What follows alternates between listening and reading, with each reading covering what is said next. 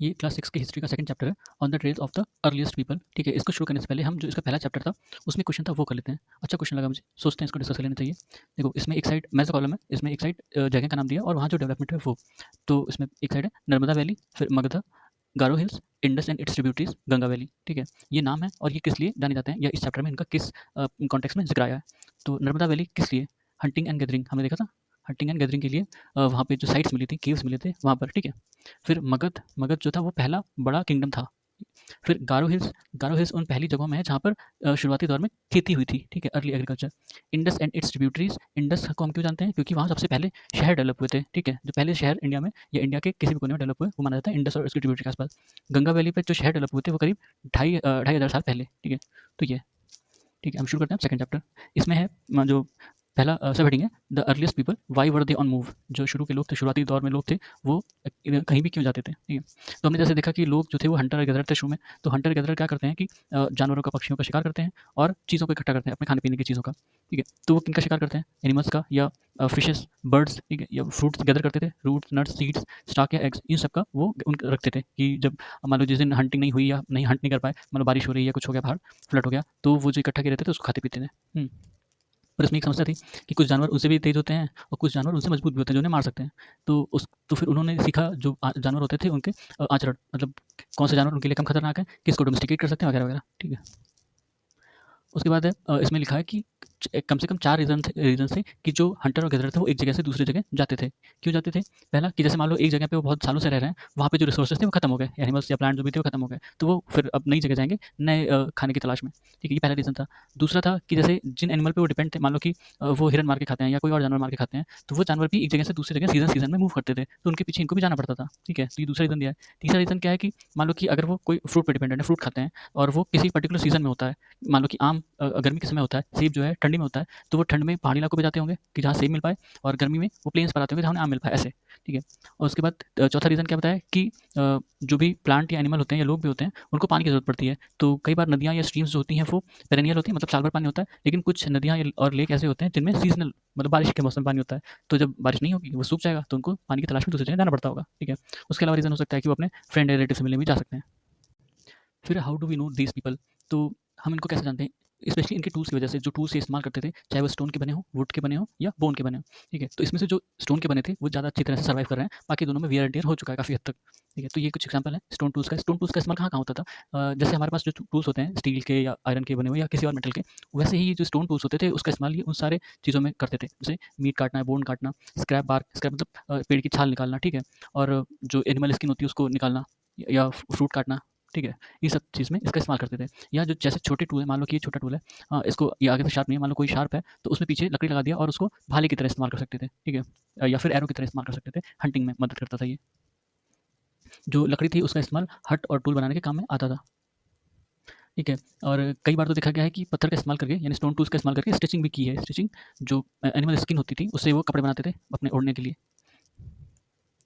फिर ये साइट्स, इसमें इंपॉर्टेंट साइट्स हैं जिसमें पैलियोलिथिक, न्यूलिथिक, मेगालिथिक और अर्ली विलेज और मॉडर्न सिटीज़ हैं। ठीक है, तो कई बार मैथ्स का कॉलम में ये जगह पूछ लेता है और पूछता है कि किससे रिलेटेड है।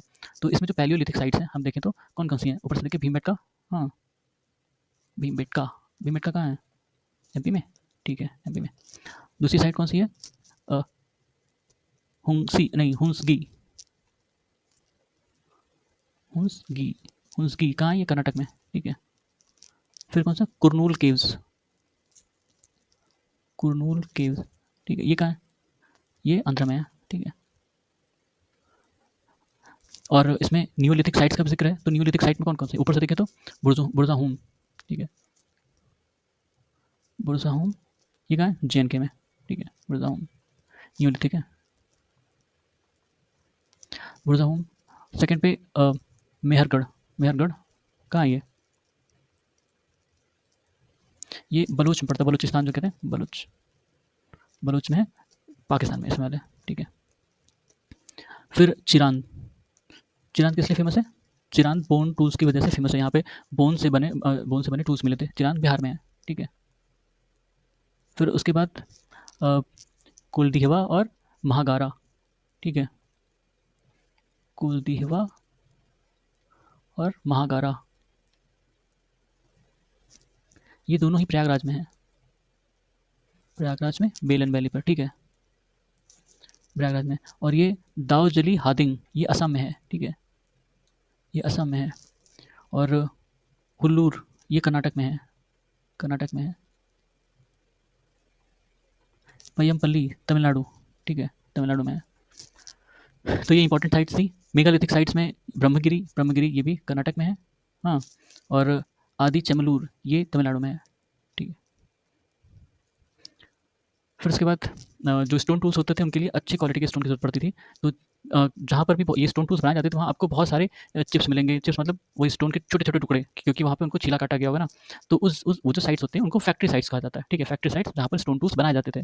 अभी आप देखेंगे ऐसे ही होता है हैबिटेशन कम फैक्ट्री साइट्स, जहाँ वो लोग रहते भी थे और ये स्टोन टूल्स भी बनाते थे, ठीक है? तो उनको फैक्ट्री कम हैबिटेशन साइट्स कहते हैं। वहाँ पे यही मतलब बहुत सारे स्टोन टूल्स जो अनयूज़्ड होंगे या सही से नहीं बने होंगे वो आपको मिल जाएँगे, ठीक है। ऐसे ही मध्य प्रदेश में एक जगह है भीमबेटका, ठीक है। भीमबेटका एक हैबिटेशन साइट है, हैबिटेशन साइट जहाँ पे लोग रहते थे। ये हैबिटेशन साइट्स कोई भी केव या रॉक शेल्टर हो सकती है, नेचुरल केव्स होती हैं नॉर्मली। नेचुरल नेचुरल केव का इस्तेमाल बारिश से, हवा से या हीट से बचने के लिए, ठीक है, इस्तेमाल किया जाता है। विंध्या में और डेक्कन प्लेटो में ऐसे कई सारे नेचुरल साइट्स आपको देखने को मिल जाएँगी, नर्मदा वैली में भी। ठीक है, साइट्स क्या होती हैं? वो प्लेस जहाँ पे चीज़ें मिली हों, कोई टूल्स, पॉट्स, बिल्डिंग ये सब मिल सकती हैं। ये कहीं भी हो सकती हैं, ज़मीन के ऊपर, ज़मीन के नीचे, पानी के अंदर, कहीं भी हो सकती हैं ये साइट्स, ठीक है। तो जो स्टोन टूल्स बनाया जाता था उनके लिए 2 टेक्निक बताई गई, 2 टेक्निक का इस्तेमाल करते थे। तो जैसे 2 पत्थर होते हैं, ये एक है स्टोन ऑन स्टोन, एक पत्थर हाथ में लिया जिसको कोर कहते हैं, एक पत्थर हाथ में लिया और दूसरे पत्थर से इस पे मारा, मारा बार-बार, घिसा, मारा। तो इसको किसी एक शेप में लाने के लिए उसको घिसा जाता था या मारा जाता था उसपे, तो ये होता है स्टोन ऑन स्टोन टेक्निक। दूसरा होता था pressure flaking pressure flaking. Pressure flaking में क्या होता है कि एक एक स्टोन है, उसको फिर उसपे कोई ऐसे स्टोन रखते थे, ठीक है, हड्डी या स्टोन रखते थे और फिर दूसरे स्टोन से उसपे मारते थे, ठीक है, प्रेशर फेंकिंग। तो यहाँ से ये टूटता था, यहाँ से टूटता था, जैसे भी टूटता हो तो उसको एक शेप देने के लिए ऊपर से मारते थे, टूटता था और वो निकलता था। ये होता है प्रेशर फ्लेकिंग। फिर अभी हमने ऊपर देखा था कुरनूल केव्स, कुरनूल केव्स अभी हमने देखा था यहाँ पे आंध्र में है। और यहाँ पर क्या मिला था, एशेज़, एशेज़ मतलब कि वहाँ चीज़ों को जलाया गया होगा, ठीक है। इसका मतलब उनको फायर की नॉलेज थी। अगर फायर की नॉलेज थी तो फायर एक तरह से कह सकते हो कि एविडेंस है कि इंडिया में फायर कब या कहाँ पे पहली बार इस्तेमाल हुआ। तो कुरनूल केव्स का एग्जाम्पल दे सकते हैं। और कुरनूल की मतलब जो ये फायर फायर का इस्तेमाल किस चीज़ों पे, रोशनी के लिए, ठीक है, लाइट, या खाना या मीट पकाने के लिए, या जानवरों को भगाने के लिए। अभी भी जानवर आग से डरते हैं, ठीक है। इवन आपके यहाँ अगर बंदर की समस्या हो या कुत्ते की समस्या हो, उनको आग देखा भाग जाएंगे। बहुत कम ही कुत्ते होंगे जो आग से नहीं भागेंगे, बंदर तो भाग जाता तुरंत। फिर उसके बाद एनवायरनमेंट में चेंज हुआ, एनवायरनमेंट थोड़ा ठंडा हुआ, ठीक है, थोड़ा गर्म हुआ, सॉरी। तो उसके बाद ग्रासलैंड डेवलप हुए। जब ग्रासलैंड डेवलप हुए तो जो घास को खाने वाले जानवर रहता है, जैसे डियर, एंटीलोप, शीप, गोट, कैटल, इनकी भी जनसंख्या बढ़ी, ठीक है। जब इनकी जनसंख्या बढ़ी तो जो इनको लोग फॉलो करते थे, मतलब जो इनको खाते थे, वो भी बड़े एक तरह से उनको फॉलो करने लगे, उनके हैबिट्स को और उनके ब्रीडिंग सीजन को, कि कभी बच्चे पैदा करते हैं, कहाँ ये जाते हैं, कहाँ ये खाते हैं, कहाँ ये रहते हैं, ताकि उनको हंट कर सकें, ठीक है। और जो इनको हार्मफुल नहीं लगे, जिनको जो मतलब हमला नहीं करते थे, उनको इन्होंने रियर करना शुरू कर दिया इंसानों ने, ताकि इनका इस्तेमाल कर सकें जब इनके पास मतलब हंटिंग सीज़न ना हो या ऑफ सीज़न, जिस दिन जब फसल अच्छी ना हुई हो, फसल उगाना ये लोग धीरे-धीरे सीख रहे थे, ठीक है। फसल उगाना कैसे सीखे थे कि जैसे कुछ कुछ ग्रेन्स मान लो कि शुरू में खाए होंगे, तो इनको पता चला होगा कि अच्छा है, ये इसको खाया जा सकता है। अब ये देखते होंगे कि वो कब अपने आप उगता है, फिर उनको सीज़न का पता चला होगा कि इस सीज़न में ये ग्रेन्स होता है, इस कंडीशन में होता है, ऐसी-ऐसी कंडीशन चाहिए होगी, ऐसा मॉइस्चर चाहिए होगा, इतना पानी चाहिए होगा, ऐसे करके उन लोगों ने ग्रेन्स उगाना सीखा होगा, ठीक है। जैसे फार्मिंग शुरुआत ऐसे ही हुई होगी। इस मौसम में शुरू ये उगना शुरू होता है, अब पकता है, अब इसे ग्रेन्स गिर जाते हैं, ऐसे। ठीक है। फिर है नेम्स एंड डेट्स। तो पैलियोलिथिक, पैलियो का मतलब होता है ओल्ड और लिथोस, लिथिक, लिथोस, लिथोस मतलब होता है स्टोन। तो अब देखो कैसे होता है चैल्कोलिथिक, आपने देखा, अभी आगे देखेंगे। चैल्कोलिथिक, ठीक है। चैल्कोलिथिक का भी मतलब यहाँ पे कॉपर और स्टोन से है।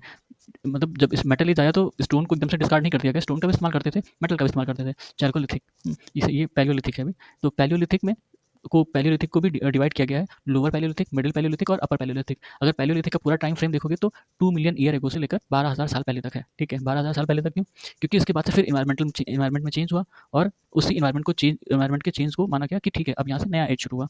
कुछ मेजर डेवलपमेंट भी हुए होंगे, ठीक, जैसे कि पहले जो थे रूडिमेंट्री स्टोन टूल्स इस्तेमाल होते थे। बाद में देखा गया कि बहुत छोटे-छोटे स्टोन टूल्स मिले हैं कई जगह पे, ठीक है। तो इनको माइक्रोलिथ्स कहा गया और ये जो इरा था, जिस इरा में डेवलप हुआ उसको मेसोलिथिक एज, ठीक है, मेसोलिथिक या मिडिल स्टोन एज कहा गया। ये कब से कब तक था? 12,000 से लेकर 10,000 साल पहले तक, ठीक है।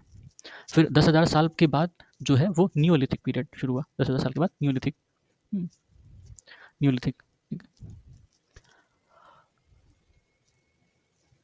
फिर उसके बाद है rock painting and what did it tell us. Rock painting के बारे में है, जो अभी हमने देखा था भीमबेटका मध्य प्रदेश में, उसमें रॉक पेंटिंग मिली है।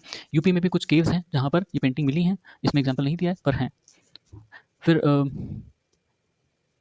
रॉक जो केव थे, केव्स का इस्तेमाल किस चीज़ के लिए करते थे? एक तो रहने के लिए, ठीक है? जो केव की वॉल्स थी, वहाँ पर ड्राइंग या पेंटिंग भी बनाई गई हैं, ठीक है? इन्हीं लोग के द्वारा जो रहते थे। उनको रॉक पेंटिंग या वॉल पेंटिंग आप कुछ भी कह सकते हो। तो नॉर्मली ये बता पाना मुश्किल है उन पेंटिंग को देख के भी कि वुमेन क्या काम करती थी और मेन क्या काम करते थे। मतलब हमें नहीं एक्ज़ैक्टली नहीं पता कि उनके बीच में काम डिवाइड था कि तुम ये करोगे या दोनों लोग साथ मिलके करते थे सारा काम। क्योंकि ये जेंडर रोल्स बाद में डेवलप हुए हैं जो अभी हम देखते हैं। उस समय तो शायद नहीं रहा होगा ना, उस समय तो जिससे जो बन पड़ता होगा या जिसमें जिसकी मदद पड़ती होगी वो कर लेता होगा।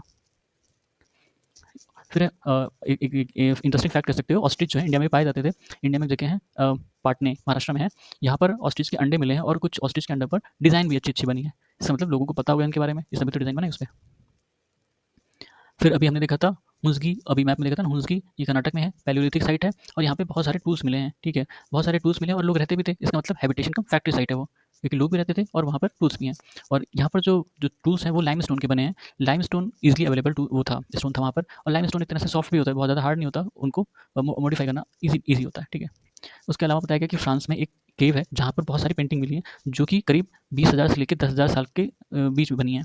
उसमें वाइल्ड हॉर्स, ऑर्चोज़ और bison, woolly rhinoceros, reindeer, bear इन सब की फिगर्स बने हुए हैं और उसमें कलर्स इस्तेमाल किए गए जो कि ओखरे या आयरन के हैं या चारकोल से बने हैं, मिनरल से बने हैं, ठीक है? मिनरल के कलर इस्तेमाल किए गए हैं और ऐसा माना जाता है कि जो पेंटिंग बनाई गई थी किसी सेरेमोनियल ओकेशन के उस पर बनाई गई है। ये बाइसन पेंटिंग बहुत फेमस है, ठीक है?